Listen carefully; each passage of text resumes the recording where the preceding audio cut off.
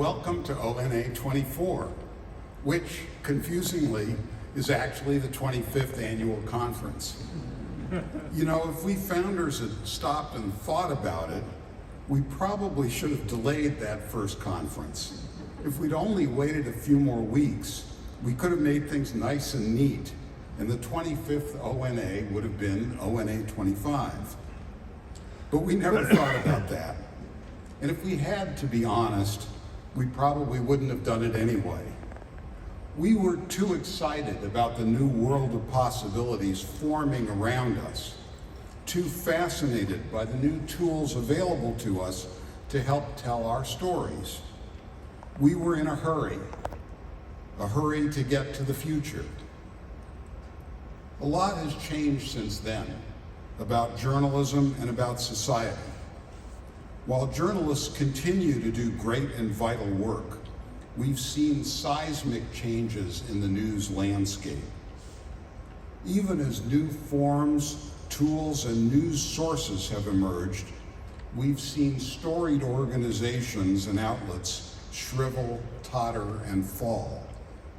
And I'm not only talking about news-gathering organizations, but also about the leadership organizations that once represented them. Just this year, the successor to the American Society of Newspaper Editors and the AP Managing Editors Association voted to dissolve itself, something that would have been unthinkable to those of us who started ONA a quarter century ago. These organizations were more than just the trusted sources of their day.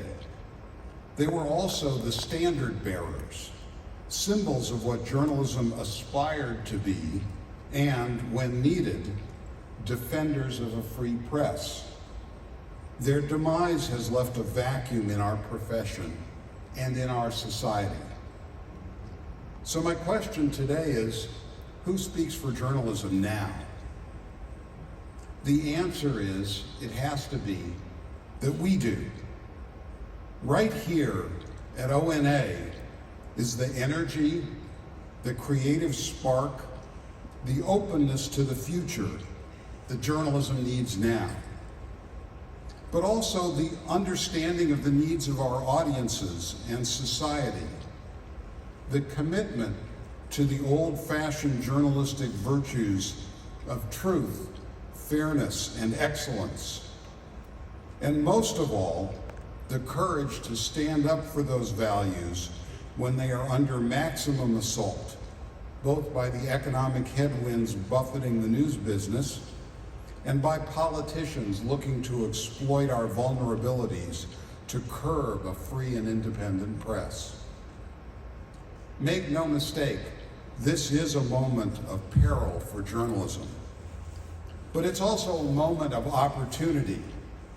The opportunity to embrace the ever more powerful tools at our disposal while making sure that they are turned toward and used for the furtherance of those journalistic values that we all embrace and cherish.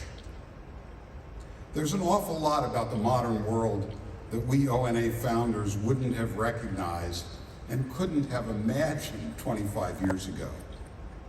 But that challenge, to embrace the future while holding fast to our values, yeah, that one goes back to the very beginnings of this organization. Like I said, we founders back then were just journalists in a hurry to get to the future. Speaking for all my fellow founders, our wish for ONA is that that will forever be so. Thank you all very much.